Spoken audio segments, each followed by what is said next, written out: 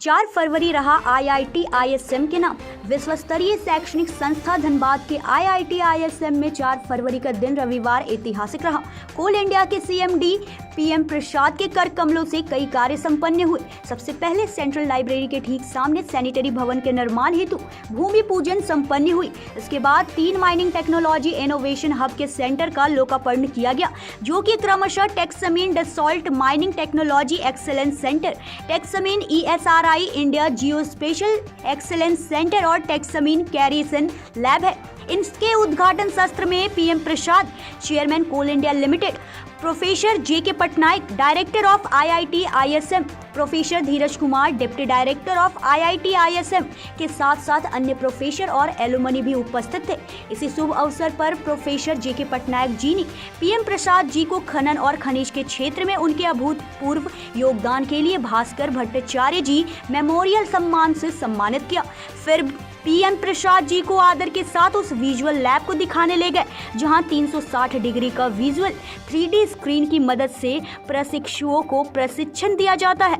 कुल मिलाकर धनबाद का आईआईटी आईएसएम एक विश्व स्तरीय और आधुनिकतम संस्था बनने जा रही है, जिस पर धनबाद वासी गर्व कर सकते हैं। धनबाद के आईआईटी आईएसएम से प्रस्तुत है पंकज सिन्हा की रिपोर्ट। नमस्कार, आप देख रहे हैं न्यूज़ इंडिया 24 और मैं हूं आपके साथ पंकज सिन्हा। आज हम धनबाद के आईआईटी आईएसएम कैंपस में मौजूद हैं। यहां पर 4 तारीख है, कहते हैं बसंत ऋतु की आगाज़ हो चुकी है और ये धनबाद को बताया आईआईटी आईएसएम ने, क्योंकि आज यहां से बहुत से चीज़ों का उद्घाटन भी हुआ है, लोकार्पण किया गया है, जिससे लाभान्वित होंगे आईआईटी आईएसएम के छात्र और धनबाद के लिए कहीं ना कहीं वो एक गर्व की बात है। हम बात करेंगे उप निदेशक महोदय से कि सर आज किन किन चीज़ों का लोकार्पण किया गया है। और हमारी सबसे पहले जो हमारे एलुमनाई थे उनके लिए हमने स्पोर्ट्स मीट कराया। स्पोर्ट्स मीट के बाद हमारी जो सेंटनरी बिल्डिंग है जो 2026 में बन के तैयार होनी है, उसका भूमि पूजन कराया। और हमारे आज के मुख्य अतिथि श्रीमान पीएम प्रसाद जी, जो कि CMD हैं कोल इंडिया लिमिटेड के, उनके साथ डायरेक्टर टेक्निकल कोल इंडिया लिमिटेड के जो मिस्टर वीरा रेड्डी हैं, डॉक्टर वीरा रेड्डी, वो थे। उनके साथ बाकी जो हमारे 1974 बैच के alumni, president IIT Assam association, सारे लोग थे। तो भूमि पूजन के पश्चात हमारा एक गवर्नमेंट ऑफ इंडिया का इनिशिएटिव है टेक्समीन, जो कि माइनिंग टेक्नोलॉजी इनोवेशन हब के नाम से जाना जा रहा है। उसमें हमारे इंडस्ट्री पार्टनर के सहयोग से बहुत सारे सेंटर्स बनाए गए हैं। उसमें 3 सेंटर का आज लोकार्पण हुआ है श्रीमान पीएम प्रसाद जी के हाथों में। उसमें एक सेंटर है टेक्समीन ESRI जियो स्पेशल टेक्नोलॉजी सेंटर। जो सेकेंड सेंटर है वो है कि हमारा टेक्समीन डसॉल्ट सेंटर ऑफ एक्सीलेंस। और थर्ड हमारा एक लैब है वो टेक्समीन कार्लसन जियोडेसी लैब। ये 3 डिफरेंट यूनिट्स, महत्वपूर्ण यूनिट्स हैं, उसका उद्घाटन आज हुआ है। और बेसिक पर्पस जो ये सारे लैब्स का है, सेफ, स्मार्ट, सस्टेनेबल और साइंटिफिक माइनिंग हम कैसे करें, उसके लिए ये हमारा टेक्समीन प्रयत्नरत है। और स्टार्टअप इनोवेशन इकोसिस्टम के माध्यम से हम ये अचीव करने जा रहे हैं। और मेड इन इंडिया टेक्नोलॉजी को हमको माइनिंग में प्रमोट करना है और क्लीनर माइनिंग के रूप में हम इसको आगे विकसित करने जा रहे हैं। ये सारे सेंटर्स का डेडिकेट किया गया है। और इसके बाद हमारे पीएम प्रसाद जी जो हमारे ISM के अलुमनी भी हैं, और उनका आज हमने डिस्टिंग्विश्ड अलमनस अवार्ड भी कन्फर किया है उनको। और भास्कर भट्टाचार्य जी मेमोरियल के रूप में ये अवार्ड उनको दिया गया है। आज मतलब कि लोकार्पण की गई है, उससे मतलब कि विद्यार्थियों को किस प्रकार का लाभ होगा? जी, ये सिटी के सहयोग से सेंटर बने हैं। पहले क्या होता था कि हमारी IIT ISM के करिकुलम में, खास करके माइनिंग के करिकुलम में, इंडस्ट्रियल ट्रेनिंग मस्ट था और बच्चों को इंडस्ट्री ले जाया जाता था। इंडस्ट्री में 2 महीने, 3 महीने, 4 महीने की एक्सटेंसिव ट्रेनिंग दी जाती थी।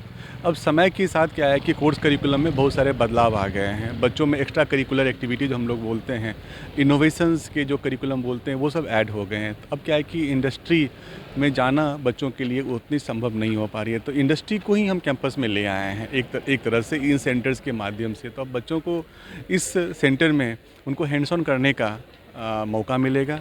इस सेंटर में बच्चों अपना प्रोजेक्ट कर सकते हैं। इंडस्ट्री के जो बर्निंग प्रॉब्लम्स है, उस प्रॉब्लम को इस सेंटर के माध्यम से सॉल्व कर सकते हैं। इंडस्ट्री अपना प्रॉब्लम बच्चों को शेयर कर सकता है, इंटर्नशिप दे सकता है और बच्चे उनके प्रॉब्लम को सॉल्व करेंगे। तो इंडस्ट्री के लिए बहुत अच्छी ये बनेगी और बच्चों को भी कि रेडी, कैंपस रेडी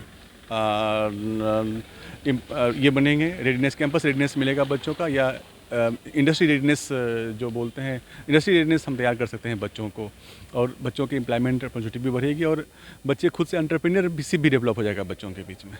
2 मिनट और मतलब कि मैं आपको तकलीफ दूंगा। अभी ये जो सेंटर से हम लोग आ रहे हैं और यहाँ पर सीएमडी साहब को कुछ दिखाया जा रहा था विजुअली, ये क्या था? हम लोग ने जस्ट जैसे अपना एग्जांपल दिया था कि हमारी 2 महीने 3 महीने की एक्सटेंसिव ट्रेनिंग माइंस की भी होती थी, इंडस्ट्रियल ट्रेनिंग। तो हम क्या है कि अब एक साथ 40-40, 50-50 बच्चों का लेके जाना माइंस में वो संभव नहीं हो पा रहा है अभी।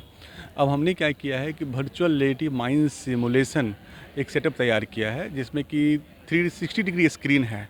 इसमें जितने माइनिंग एक्टिविटीज़ होती हैं, अंडरग्राउंड माइनिंग और सरफेस माइनिंग के एडवांस एक्टिविटी जो भी होती हैं, चाहे वो टेक्निकल हो या मैकेनिकल हो या मैनुअल एक्टिविटी हो, सारा हम यहाँ पे प्रदर्शित करते हैं और बच्चों को हैंड्स ऑन एक्सपीरियंस कराते हैं माइंस का।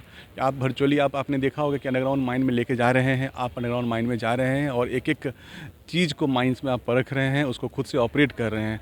दूसरा क्या है कि development of scenario, generation of scenario, ये संभव नहीं है माइंस में। अगर मान लीजिए आपको कहीं पे फायर है, माइन में फायर लग गया और फायर को कैसे डील करेंगे वो हम पढ़ा तो सकते हैं, लेकिन ये अपॉर्चुनिटी माइंस में देखना उनके लिए संभव नहीं है, क्योंकि जब फायर लगेगा तब क्या करेंगे, बच्चों की परख हम नहीं जान सकते हैं। इस मॉडल में हम वो करके रखे हैं। हम क्या करेंगे, डिफरेंट डिजास्टर्स हम क्रिएट करेंगे यहाँ पे मॉडल में और देखेंगे क्या रिस्पॉन्स टू द डिजास्टर क्या है बच्चों का, वो सब सिमुलेट कर सकते हैं। All scenario generations building are possible in this particular model.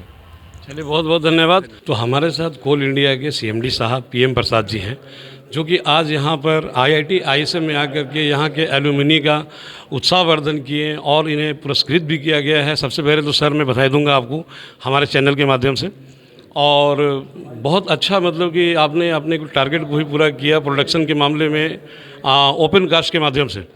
लेकिन सर, आज लाखों लोगों के सामने एक बहुत ही ज्वलन समस्या है, ये आउटसोर्सिंग मतलब जो ओपन कास्ट है, इसने ज़बरदस्त पॉल्यूशन फैला के रखा है, जो कि लोगों का जीवन दूभर कर रखा है।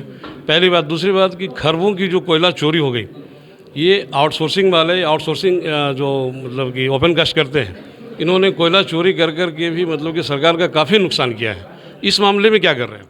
देखिए, वो एक तो आप प्रदूषण की जो बात हो रहा है जी, अभी हम लोग प्लांटेशन को, और भी आप जैसा यहाँ पर लोधना की बात है, गोकुलधाम है, ऐसा खतरास में लास्ट 3 साल में हम लोग एक पार्क डेवलप किया, 2-3 पार्क बीसीसीएल में भी डेवलप कर रहा है, और बाकी एक महेशपुर सैलो भी बहुत जल्दी चालू करेंगे। मतलब जून तक हमारा रेल लाइन कंप्लीट होना है।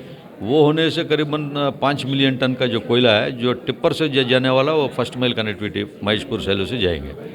रहा जो चोरी आप जो बोल रहे हैं, इसके लिए देखिए हमारा भी CSF है, हमारा भी एजेंसी से है ना, हम लोग प्रशासन से भी, जिला प्रशासन से भी हम लोग सपोर्ट लिया जा रहा है। उसका राउंड द क्लॉक हमारा भी पेट्रोलिंग चलता है।